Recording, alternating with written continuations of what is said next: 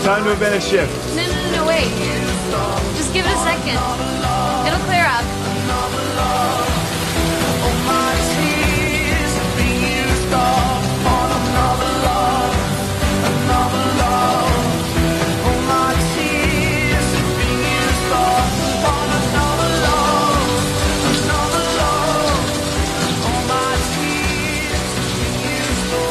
Promise me this is forever.